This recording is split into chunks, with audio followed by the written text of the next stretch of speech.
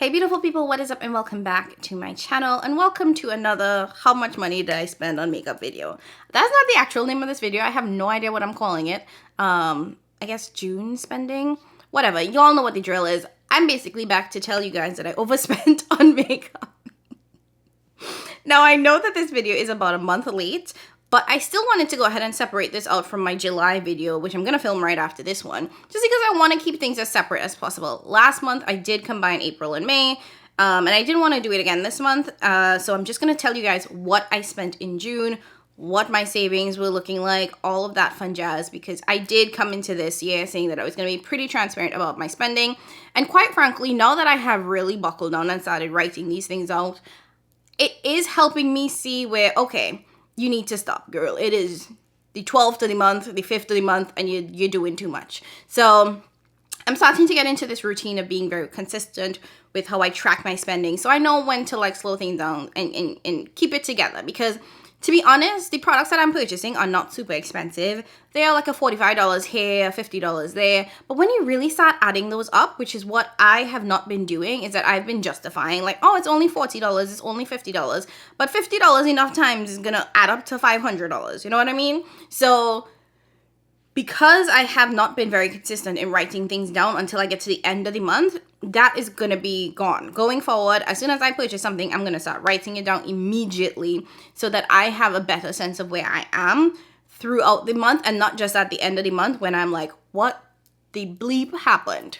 I don't want that to be a thing. So I am, even though I always come here and I'm very ashamed of where I'm at, it definitely is helpful for me to see that visually played out, because I would have just gone about my business, paid my bill, and been mad. And now I'm like mad, but making changes, if that makes sense. Anyways, if this is your first time joining me, welcome. I'm Jamila. I love all things beauty. I love all things makeup. I love all things skincare. And I especially love sharing my tips and tricks for how to find high-end and luxury beauty products at bargain prices. So if that sounds like something you're interested in, I would absolutely love if you consider subscribing and joining the fam. And yes, I know my lips is orange and they're doing a little bit too much, but let it go. Let it go. I like orange, okay? We're just gonna rock with it. So let's go ahead and dive right into the video. Again, we're just gonna be talking about June spending, and I will have a video almost immediately after this one that's gonna go through my July spending. So for this, and this is how I know I've been really bad at being super consistent with everything. I literally had to go back and sift through a month's worth of emails to try and find what the hell I purchased in June, which was not fun. So again, going forward, I'm going to be doing my very, very best to really be consistently writing things down when I buy it, which will, one, help me stop before I even do purchase it to see where I'm at. Okay, so my first purchase in June was the Lisa Eldridge Sorcery Liner and Lip Pencil. So this was actually one of Lisa's releases that came out a couple of months back, and it sold out almost immediately. Actually, she released that new lip color when she released her eyeshadow palettes, those small little 6-pound eyeshadow palettes, and it sold out almost immediately. It was a gorgeous shade. When I saw it, it was one of the ones that immediately spoke to me because it looked so beautiful on the model with darker skin that I was like, I want that. Lisa's restocks do tend to take some time, so I had been waiting on this for a couple months. Now, Lisa's products are not cheap. So for the lipstick and the lip liner, it came up to $63, which is a lot of money for a lipstick and a lip liner. I fully recognize that. So you already know, my month started off hard right there. But I am glad that I got it. I still have not used it. It's still sitting there in my little Lisa Eldridge collection of lipsticks. I am working on using my nicer products a lot more, because I've also come to realize that I'm at this point now that I am babying some of my nicer products.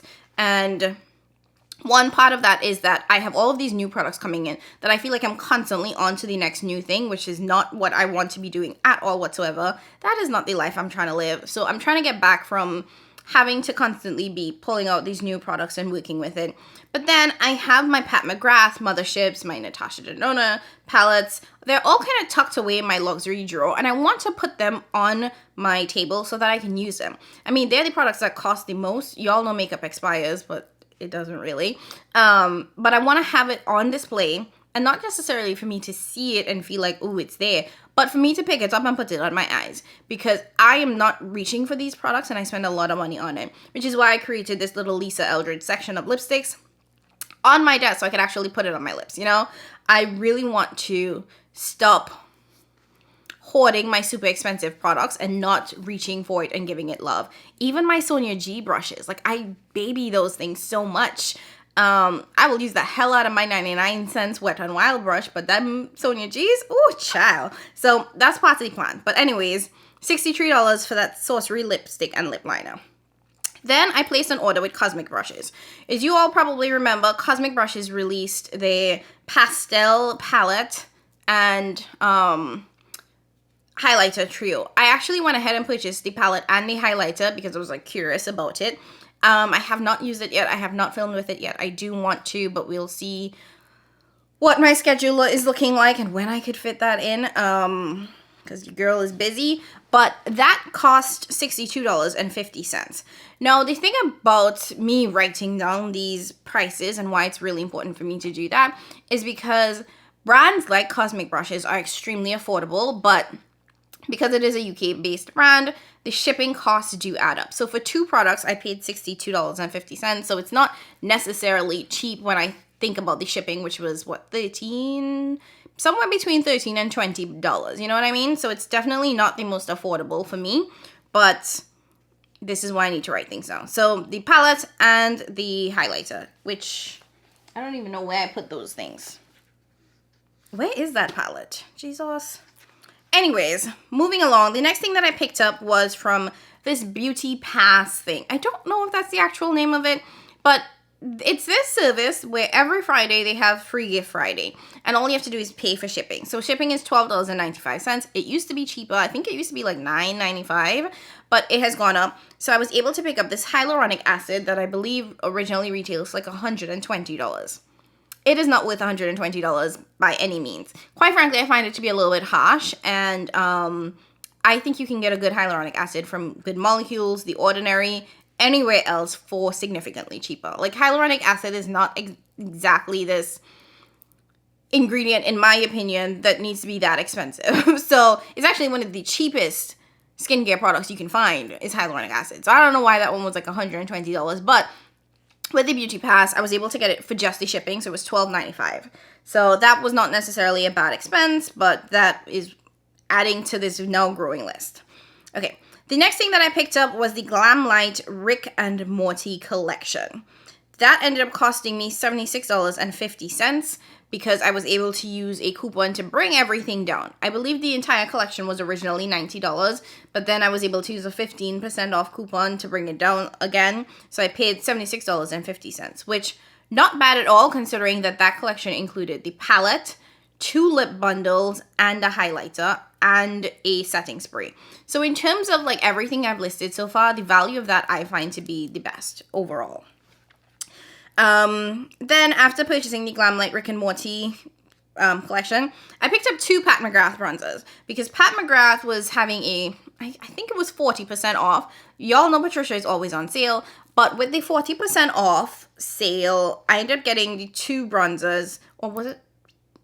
I think it was 40. It was because what each bronzer retailed for was $23 for one bronzer, which is, you know what, it's not expensive because there are some, I wouldn't say drugstore, but some high-end brands that have bronzers that are significantly more expensive than that. So in terms of the grand scheme of things, and Pat McGrath being a luxury brand, paying $23 for a single bronzer is not bad at all. So I picked up 2 shades because I wasn't sure where I would fall. When I look at the bronzers online, and from what people have reviewed, they do look a little bit lighter in the pan than what I was recommended off of the Pat McGrath website. So I got one that was a little bit lighter and one that was a little bit deeper, which is fair because now I'm a little bit richer, and in the wintertime I do tend to get pretty light. So having both, I'm not mad at it at all. I haven't even tried it yet, quite frankly, but I did pick up those 2 bronzers. So for those 2 bronzers, again, $23 a piece. With tax, it ended up being $48.76. Then I picked up the Sephora Huda Empowered palette. Now, this was during one of the Sephora sales that they were having, and basically all of their Huda Beauty palettes were 50% off. So that originally retails, I believe, for like $56. So with the 50% off, I paid $36.72. And so you can, and you can already see the pattern that we're having here. All of the products that I'm listing cost less than $100. So I didn't feel any kind of way picking it up. It was like a $30 here, $50 here. But once you start adding it up, it kind of gets ridiculous. So we're just going to keep going. Then Lisa Eldridge released a limited edition lipstick. It was her Bloom lipstick. So I again picked up the lipstick and the lip liner in that collection because it was limited edition, which was another $63. Now her lipsticks are 30 something and her lip liners are 27. So you already know. So I picked up the Bloom lip bundle, the lipstick and the lip liner. Then I actually placed an order with Natasha Denona. I can't remember why. I think I had gotten a $15 off or 15% off with Natasha Denona, and I went ahead and I picked up the Yucca palette. I know that I said several times that I wasn't sure how I was going to feel about this because of the greens. I have tried this once so far. I think the shimmers are phenomenal. I still kind of feel the same way about the matte shades, not obsessed with it, and I don't think that it has a ton of depth or enough depth, in my opinion, besides this shade. So I would have liked to see this. I don't love the mattes. Let me stop beating around the bush. I don't love the mattes, but I've also only used this one time, so there's still more that I need to discover with this palette. But I was able to get a coupon for some strange reason off of Tasha's website. So I picked up that palette as well as one of the new crayons that came out with it, and I ended up spending $74.40.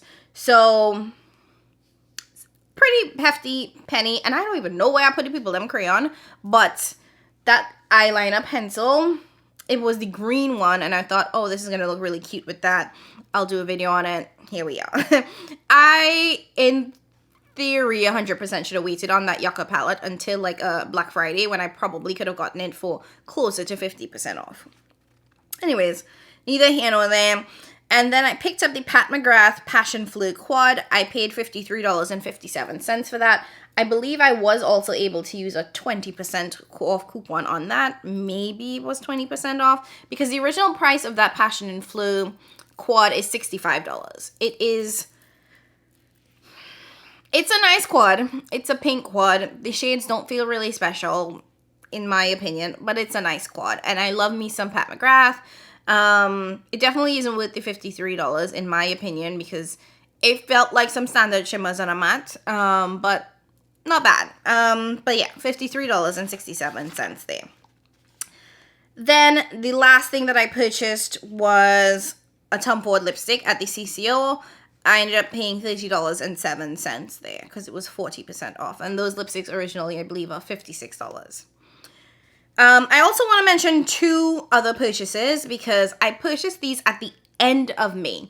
After I had done my May purchases video, this was probably the last day in May. And, you know, I tried to do my video earlier because I was like, oh, there's nothing I could possibly buy at the end of this month, and I was wrong. And these two purchases are actually quite hefty. So at the end of May, I ended up purchasing a couple of palettes from Viseart, and I spent $76.40. And then I ended up purchasing the Esam Intensity 2 palette, which is their all shimmer palette that they just came out with. And that was $108. I was able to use, I think, a 10% or 15% off coupon by signing up for their email, because I think the original price of the palette is like $120. So I did save some money, but in all reality, when the palette's already over $100, it's not necessarily a great amount. So that actually spiked my June purchases significantly higher. So what actually I spent in June was $521.47. With those two purchases, just Viseart and Esam, that actually raised my June purchases to $705.87. So you see, just two purchases at the end of the month on probably the last day, how that like it went from 500 to 700. Jesus be offense. Okay, so that was my spending in June. Now let's talk about what I earned, because I did make some money, not a lot of money, for being honest, but I do like to keep account of what I made through like my content creation space, because I I'm using that money to offset my spendings. Now, I don't want my earnings from content creation to all necessarily go back into the channel, because I want to be able to have some savings. I want to be able to not take everything and pump it into this and then some, because you guys have already seen from this series that not only am I taking all that I'm making from my content creation and putting it back into this, but I'm also taking a lot from my other, just like my own money, and putting it into it, and which is not sustainable for me. I don't have the budget for that. I don't know why I keep living like I do, but I don't. So let's talk about monthly earnings. So from Google AdSense, which is the money that I make from these YouTube videos, I made nothing. Fun fact about Google and the YouTube partner program is that in order to get paid, you have to have made over $100 every month in terms of like people watching your videos. And I don't. I have 2,900 subscribers, and on average, what Google tells me is that my average earnings every month is about $76 in terms of people viewing the content and the AdSense I get from that. So what that means is that I don't get paid every month from Google, because I don't make enough money to hit that $100 mark to pay me out. So in June, I didn't make any Google AdSense money whatsoever. And I also did not film a lot in June. As you all might recall, I moved at the beginning of June. I was sick for several weeks in June, so I was not creating content. I was not even really uploading as frequently as I typically do or like to do. So June was a bit of a rough month for me just generally. And I fully admit that because it was a bit of a rough month, there were a lot of things just personally, professionally going on, that I did in a lot of ways use spending in June and July, quite frankly, to just make me feel better. I was buying all the things because that little dopamine hit was great. And I'm working on it. I'm working on finding more healthy ways to feel better, which aren't tied to me spending money. Granted, I'm not saying I'm stopping buying makeup. It's just that's what happened in June. I just want to let y'all know. But yeah, so that was a real roundabout way to say I make no kind of money off of YouTube in June. Not a dime, not a cent, not a penny. So Google AdSense, 0. From Mercari, I actually did sell a ton of stuff. Because I was moving in June, I put a lot of things on my Mercari for sale. There's still a bunch of things on my Mercari for sale, and surprise, surprise, a lot of things sold. Mercari is very wishy-washy. You don't know what's going to sell, what's not going to sell. So I don't rely on Mercari sales at all, ever. Sometimes it's a good month, sometimes it's not. And on Mercari, I ended up making $149.82. So those are my Mercari earnings. Now, I am a partner with Lemonade, so I do make some money from my content off of that platform. And I ended up making $179.49 there. I am an affiliate. I'm a part of a couple of affiliate programs. So I'm an affiliate with Adept Cosmetics, so I do make some money there. If people shop through my affiliate code. So I made $26.54. I'm an affiliate with Blend Bunny Cosmetics, so I ended up making $84.37. And my just sort of overarching affiliate program, the Shop My, which is what most of my links are linked through. So anything that you purchase from like Sephora or Ulta or Nordstrom or whatever, if you purchase it through the links, those Shop My links, not necessarily a code like my Blend Bunny or Adept, I make some money off of that. So with that, I made $11.32. I got one payout for $11.32, I should see, and then a second payout for $22.49. The Shop My and affiliate programs and things like Magic Links, those are all always interesting programs because the commissions that we make are based entirely on, one, whether somebody purchases something, and two, whether they keep it. So whenever people shop through my links, that money does not immediately come to me. It actually more likely than not comes to me like 2 months later because of that return window. So if someone makes a purchase, that money is allocated to like, okay, yep, you're going to get a 10% kickback. You're going to get $3 off of this purchase, but that money is held until that person has gone past the return period so that they know that that person is keeping that product. So like it will show whenever someone makes a purchase, it shows me, okay, this person bought this product. You've made $3 off of it. If so much, it's usually a couple cents. I'm not recommending any crazy products to you guys. So let's say $3. You've made $3 and that they will hold that money until that return period has passed. And if the return period passes, then I get that payout. So overall, my ShopMy doesn't necessarily give me a lot of money. I don't make a lot of money through overarching affiliate programs. One, because I forget to link things a lot of time. For real, it takes a lot of time, and I don't like doing it. It takes so much time and effort, and I don't necessarily think that I currently see the return on my investment when it comes to that. And then two, because the entire focus of my channel is for is really helping you guys save money when it comes to shopping for a lot of makeup and skincare products. I'm never recommending things at full price. I'm never telling you guys to pick up this full price product that's super expensive. So in terms of the kickback that I get, I'm not getting it off of the full price item. Like a lot of times when I post things, it's because, hey, this store is having a 50% off sale, which means that I'm getting a kickback off of the 50% off rate and not the full price of that item, which I'm not mad at all at all. Like, I don't want you guys to spend full price ever. I don't believe in that. We don't do that over here. So I just wanted you guys to understand that I'm not making a lot of money off of these affiliate links because it's just not the way in which I like to tell you guys about how to purchase products. Same with my affiliate links through the brands that I work with, like Adept, Blend Bunny, Fantasy Cosmetica, all of that. Because the truth is, if you use my code, you're going to save 10%.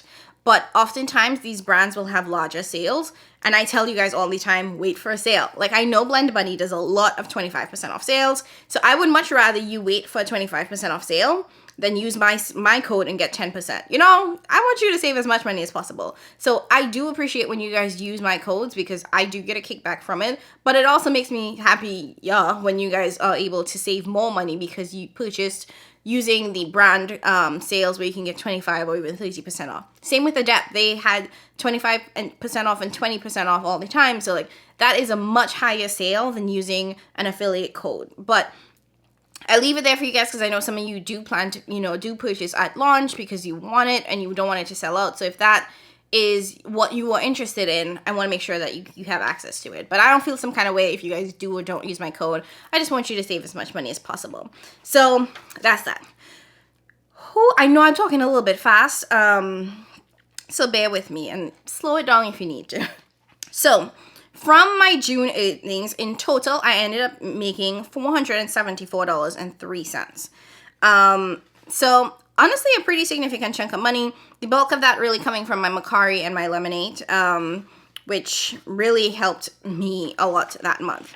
So with the earnings, I earned $474.03 and I spent $705.87. So in actuality, my spending, the difference between those two, was $231.84. So not terrible, but also not great. And had I not made those two last purchases at the end of May, my actual spending would have been $47.44. So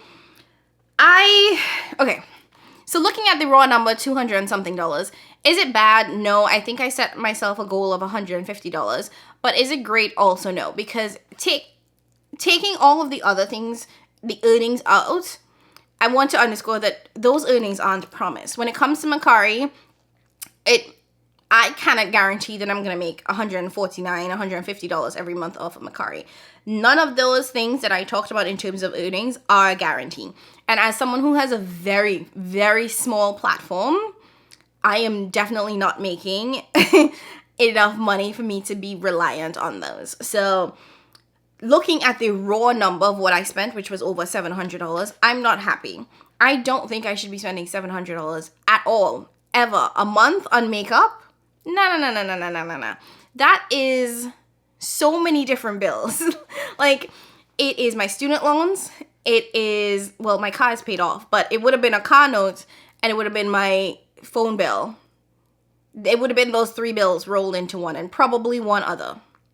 So when I think about the fact that what I spent on makeup could have paid 4 bills, it irritates me. Like, I'm not mad at anybody else but myself because I have gotten so comfortable with being okay and being comfortable and not being financially strapped that I've gotten loosey-goosey and I've gotten careless. And not careless in the event of like, oh my gosh, I'm gonna end up homeless on the streets, but in terms of careless in that I am not really thinking strategically about my play money, about how I want to allocate that. Not saying that I shouldn't spend all of my money on makeup. Like, say if I have $700 in play money, I could spend it all on makeup if I want to that month. But I know that there are things like travel and, you know, going to the movies, not even going to the movies, but going out to dinner, to events and all the other stuff that I want to fit in. And that should technically be a part of that budget.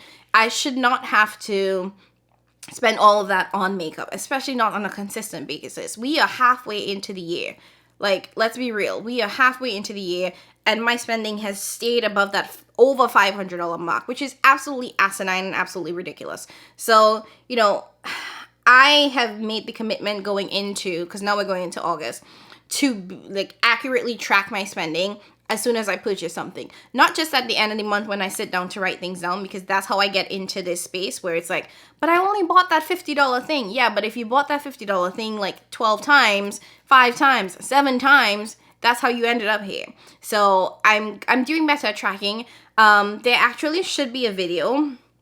There will be a video up before this one where I talk about the shifts that's happening in my life generally, but also specifically in my content creation and how I'm approaching this. Moving from a space of like, oh, this is a hobby, it's very willy-nilly, to having a little bit more structure, because the lack of structure is actually been quite detrimental for my mental health, for my physical health, for my overall health. It's my financial health. So I am adding structure back into my life in all of these aspects, and that will also include how my spending looks going forward. Okay, so this video was a lot longer than I wanted it to be, and that's kind of why I separated out June and July. But here we are. That's how much I spent in June. I appreciate you guys for not judging me. This has always been a very safe, judgment-free zone, and I appreciate that more than you all know. So thank you, thank you, thank you. If you liked today's video, go ahead and hit that like button. Leave a comment down below letting me know how you are going when it comes to your makeup, skincare, beauty spending. Do you feel like you're on the right track? Are you feeling overwhelmed? Are you feeling a sense of shame and sadness that I feel when it comes to how much I spend on makeup? Leave that in the comments below. And if you haven't already done so, go ahead and hit that subscribe button. Join the fam. So much content coming for you guys. And as always, thank you so much for watching. I'll catch you in the next one. Bye.